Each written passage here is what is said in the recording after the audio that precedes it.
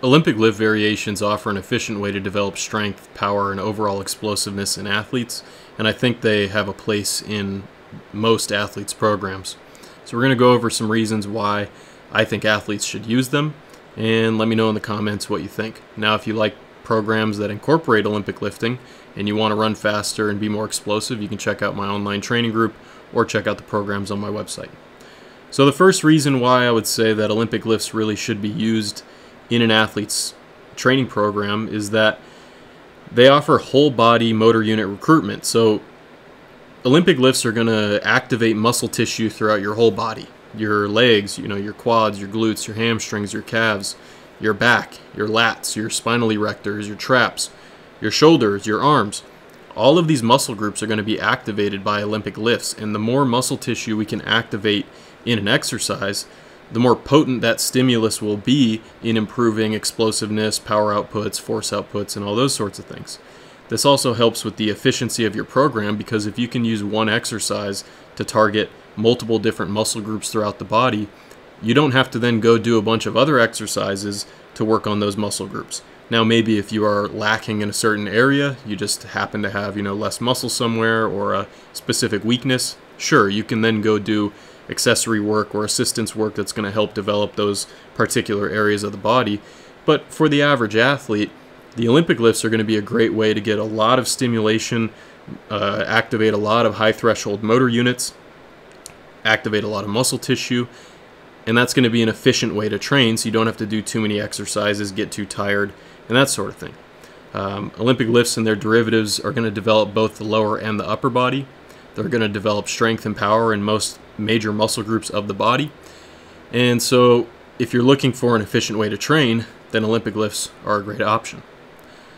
Another reason why Olympic lifts are great for athletes is that they help develop multiple strength qualities within the same rep. So if the load is heavy enough, but maybe not too heavy, it's in kind of a sweet spot, then during the beginning of the lift or the first pull, you're going to be working on rate of force development and maximal strength to get that bar moving off of the ground. Then as you start to accelerate the bar, you're going to start to reach peak power, and there's going to be, say you're doing a power clean, for most athletes there's going to be 2 peaks of peak power within the lift, somewhere in the middle of the lift. So you're developing maximal strength and rate of force development when you pull the bar off the ground. You're going to be developing really high levels of peak power during the middle of the lift. And then when you go to finish the lift by catching it, you're going to have to work on reactive strength, because you're going to have to rapidly reverse yourself under the bar. You're extending your hips, extending your knees, extending up and back as you're pulling the bar.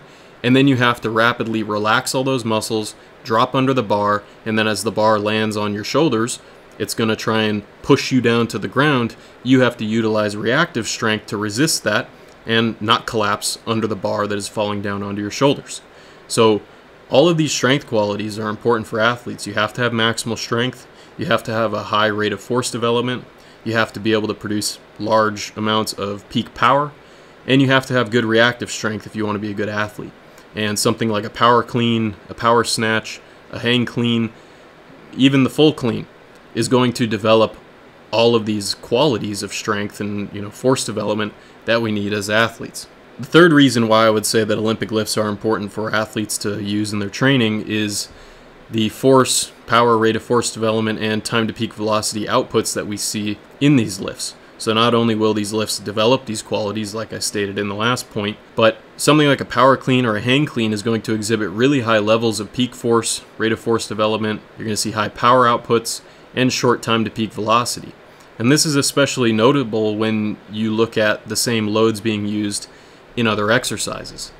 So for example, if we look at the data from just recent training that I've done, these numbers will vary depending on who the athlete is, but just as an example, if we look at the hang clean loaded at 285 pounds, we'll see that we get higher peak force and higher peak power than the half squat at 365, 355, all the way down to 155, a 20-inch box squat from 155 to 415, and even the power clean.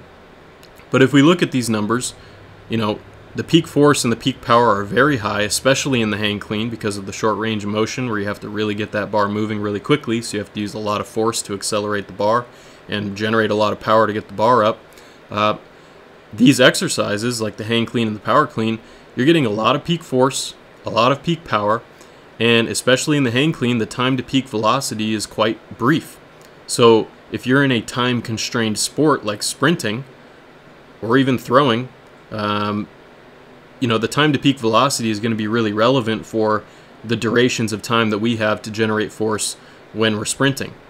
So this goes back to the efficiency point, where if you can use an exercise that generates very large forces, very high levels of peak power, and you can do so in a very brief time to peak velocity, meaning that the acceleration is happening very rapidly, then you're achieving a lot of the goals of a strength training program for developing explosiveness in athletes. You're achieving a lot of those outputs that you would want to see from one single exercise or two exercises.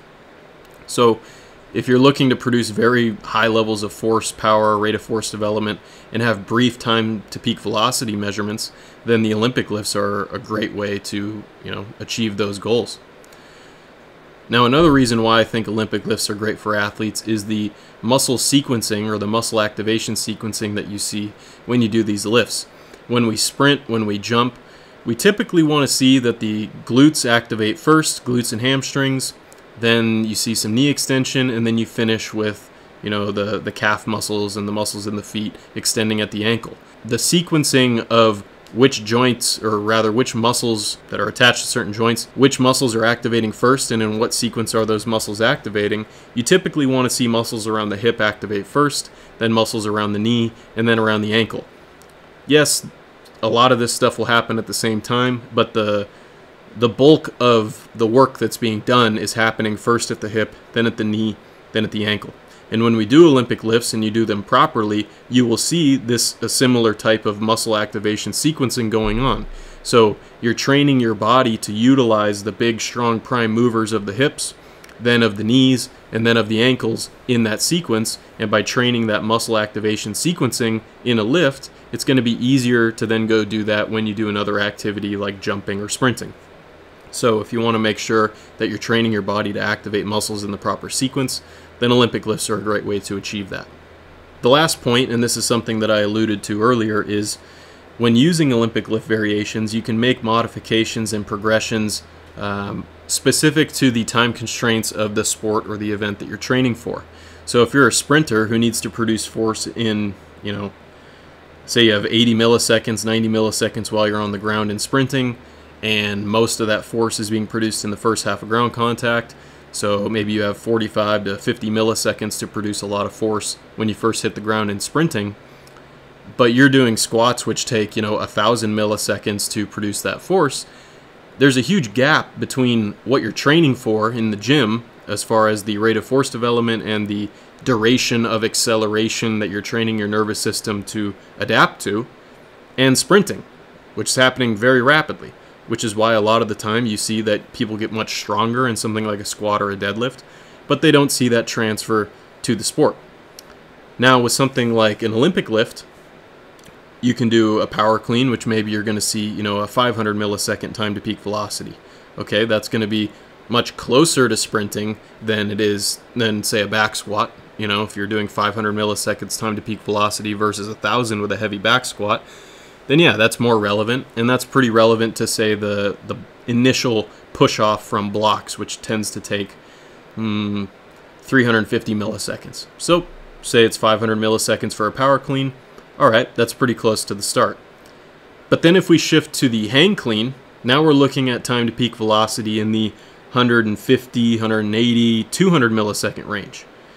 And if you incorporate other exercises like, low box step-ups and pogo hops and things like that are going to have a very brief time to peak velocity, then these Olympic lifts can help bridge the gap between the raw strength work that you're doing with squats and deadlifts, between that and, say, sprinting, by having something that is closer to sprinting while still being very heavy. So you can do a very heavy hang clean, but be reaching peak velocity in 200 milliseconds or less. That's going to be more transferable to sprinting, which is happening, you have 80 milliseconds on the ground in sprinting if you're running fast. That 180 millisecond time to peak velocity is going to be much more transferable from a rate of force development and bar acceleration, viewpoint than something like a maximal effort back squat. So it's not to say that back squats are unimportant. You should definitely be doing some kind of squatting variations and pushing those pretty heavy. But Olympic lifts are going to give you the opportunity to then take that raw strength you're developing in those maximum force output types of movements, transfer that into something that is more explosive and faster, and you're going to be more likely to see transfer to performance on the field or on the track when you make those progressions properly. So you might start early in a training year, you might be focusing on power cleans. So you have the slightly longer time to peak velocity. Then you shift more toward hang cleans, where hang cleans are taking up a greater percentage of your program. Now your time to peak velocity is getting shorter. The force outputs are actually increasing because of, force equals mass times acceleration. So if you have the same mass for a power clean as a hang clean, but in the hang clean you have to accelerate it much faster, you're going to produce more force. So not only are you producing more force, but you're accelerating it more rapidly. And that's something that I think we want to see, that's a quality we want to develop if we want to be an explosive athlete. And then you could even go to a drop hang clean or something where you have a little bit of a brief eccentric before you launch the weight up. Now you're going to see even shorter time to peak velocity times compared to the hang clean. So as you go through these progressions, you can modify them to target the needs of the athlete. If you have an athlete who's not a sprinter, maybe they're a thrower and they have more time to apply force to the implement, then maybe you don't need to go to those drop hang cleans. You could, and maybe they're going to be even more relevant for that athlete. But the point is, you can modify the variations of Olympic lifts that you're using based on the time constraints that the athlete is dealing with in their sport to make it more specific to the needs of that athlete.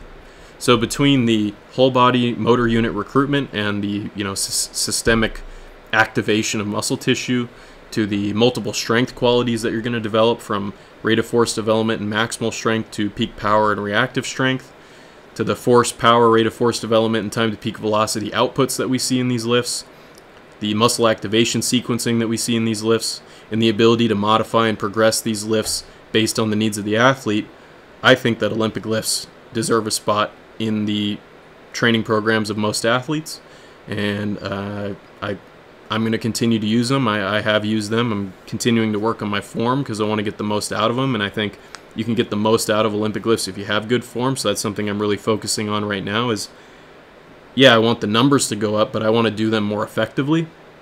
And I think if you take that approach too, where you try to master the technique and then get stronger at these lifts, you're going to have a great bang for your buck opportunity to use lifts in your training program that are going to have a higher likelihood of transferring to your sport than if you did not do these exercises. So hopefully this makes sense to you guys. I appreciate you listening. Let me know your thoughts in the comments, and I'll catch you next time. This is Cody Bidlow with SprintingWorkouts.com and ATHLETE.X signing off.